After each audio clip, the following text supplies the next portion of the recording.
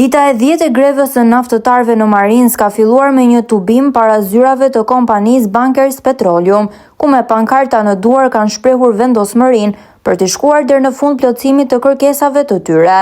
Sipas kreut të sindikatës së sektorit hidrokarbur Dritan Shahu, gjatë këtij tubimi përfaqësues të kompanisë kanë fotografuar dhe filmuar punonjësit, një formë presioni që është ndjekur si taktik nga ata edhe gjatë tubimeve të mëparshme. Sot jemi në ditën e 10 të grevës së orisë dhe ditën e 10 të grevës ku punonjësit kanë pezulluar punën dhe na bashkuar ne.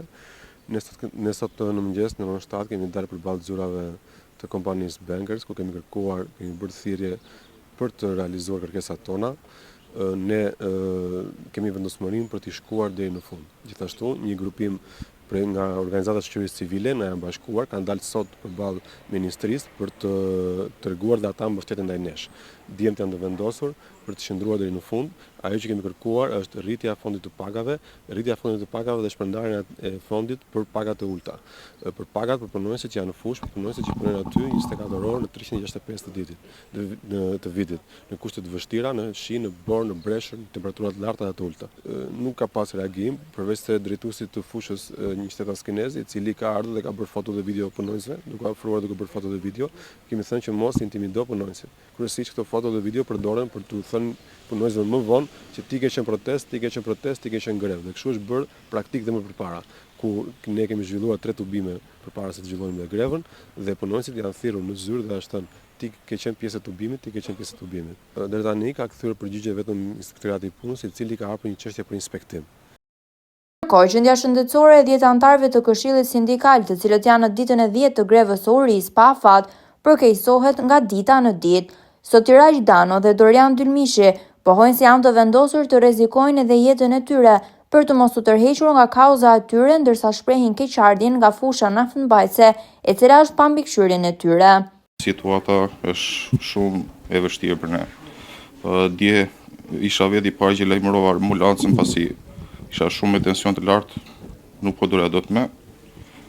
Por erdhi më bën një injeksion edhe më tha për të dalë, por nuk dëshirova. Do vazhdojmë të qëndrojmë këtu. Kauza e jonë është e drejtë, është mbi të gjithëve ne. Nuk po kërkojmë asgjë për vetën tonë. Është një kauzë shumë e madhe. Do vazhdojmë të qëndrojmë, nuk largohemi, nuk ka standard. Ne këtë kërkojmë. Krijojmë standarde për njerëzit, sepse po punojnë në kushte të vështira. Është diçka e drejtë që kërkojmë. Nuk po kërkojmë. Që fusha është pa ju këtë ditë. Na vjen shumë keq. Ne jemi fusha është e jona.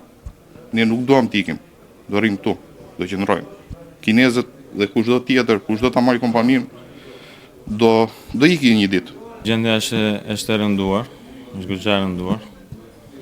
Një prej kolegëve tanë dje do e mori ambulanca, se nuk e përballën dot më. Kishte me tension të lartë, me aritmi,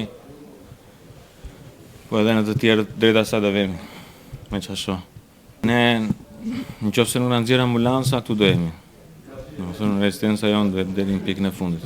Derisa mjekut na thotë dilni se është çështje serioze. Vjen keq se s'kemi asnjë reagim nga kompania, sepse thonë që jemi një familje, ndërkohë familja në ditë vështira duket. Përderisa e pohojnë që jemi një familje, do thotë që duhet të interesohet për ne. Inxhinier për të mirë, kështu jemi ne, thonë inxhinierët e rinj Valter Nukaj dhe Arti Bajrami, të cilët prej vitesh nuk njohin rritje page. Kryeministri thotë që punë ka, por profesionist jo. Ne ja ku jemi, le të na vlerësojnë, thon ata një zëri. Po, jemi të vendosur deri në fund, sot është dita e 10 e grevës së orisë dhe grevës së përgjithshme. Ne jemi të vendosur ta çojmë deri në fund, sepse është një drejtë që na takon.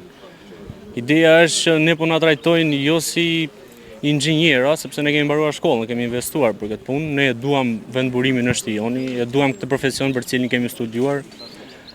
Dhe nuk po na trajtojnë si profesionistë, se ideja është, thot kryeministri, që punë ka po s'ka profesionist. Ja ku janë profesionistët, jemi inxhinier, kemi mbaruar shkollën dhe unë kam 7 vjet që punoj në këtë kompani dhe paga ime neto është $700.